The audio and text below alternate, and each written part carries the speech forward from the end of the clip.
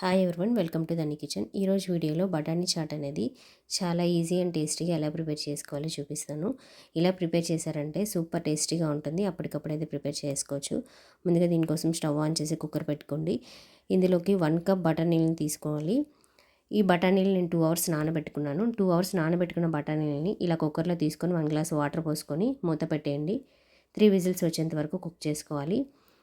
ఉల్లగడ్డల్ని ఇలా కట్ చేసుకొని ఇందులోకి 1 గ్లాస్ వాటర్ అనేది పోసుకొని ఇలా స్టవ్ పైన పెట్టేయండి. దీనిపైన మూత పెట్టేయండి. ఒక 10 నిమిషాలు కుక్ చేసుకున్నారంటే ఉల్లగడ్డ అనేది బాగా కుక్ అయిపోతుంది. ఈ బఠానీలు అయితే రెడీ అయిపోయాయి. ఇలా 3 విజిల్స్ వచ్చిన తర్వాత మూత తీసి చూసి ఇలా చెక్ చేసుకోండి. మెత్తగా అయితే కుక్ అయిపోయాయి. ఇప్పుడు ఒక బౌల్లోకి తీసేసుకోండి. ఈ ఉల్లగడ్డలు 5 మినిట్స్ కుక్ అయిన తర్వాత స్పూన్తో ఇలా ఇంకొక వైపుకి మూవ్ చేసుకొని దీనిపైన మూత పెట్టేసి ఇంకొక 5 మినిట్స్ కుక్ అవనివ్వండి. ఇప్పుడు ఇలా మూవ్ చేసుకున్న తర్వాత మూత పెట్టేసేయండి.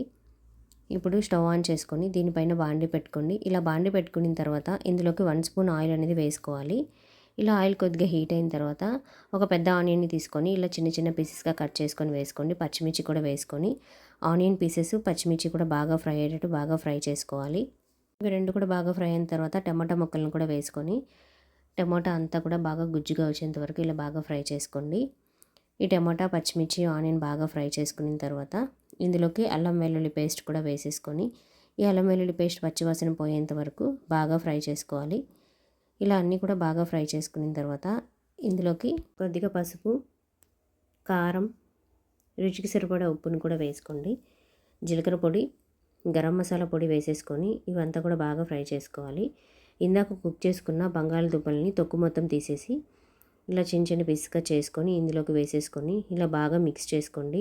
ఇలా ఉల్లగడ్డ అంతా కూడా మెత్తపడిపోయి మొత్తం బాగా ఇలా మిక్స్ అయిపోయిన తర్వాత ఇందులోకి మనం కుక్ చేసుకున్న బఠానీలను కూడా యాడ్ చేసుకోవాలి. ఆ బఠానీని సగం బఠానీలుగా వేసుకోండి. మిగతా సగాన్ని ఇలా పేస్ట్లో మిక్సీ పట్టుకొని వేసేసుకోవాలి. మిక్సీ పట్టుకున్న బఠానీల పేస్ట్ని ఉడికించుకున్న బఠానీలను వేసుకున్న తర్వాత ఇలా అంతా కూడా బాగా మిక్స్ చేసుకోండి.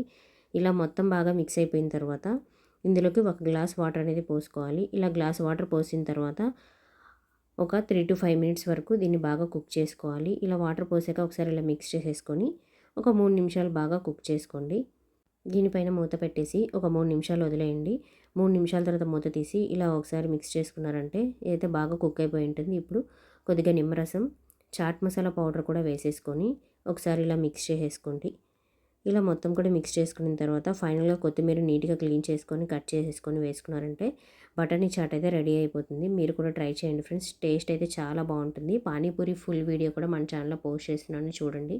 లింక్ అనేది డిస్క్రిప్షన్లో ఇస్తాను, చూసేయండి. ఈ వీడియో మీకు నచ్చినట్లయితే ఒక చిన్న లైక్ చేసి మన ఛానల్ని సబ్స్క్రైబ్ చేసుకోండి. Thank you for watching.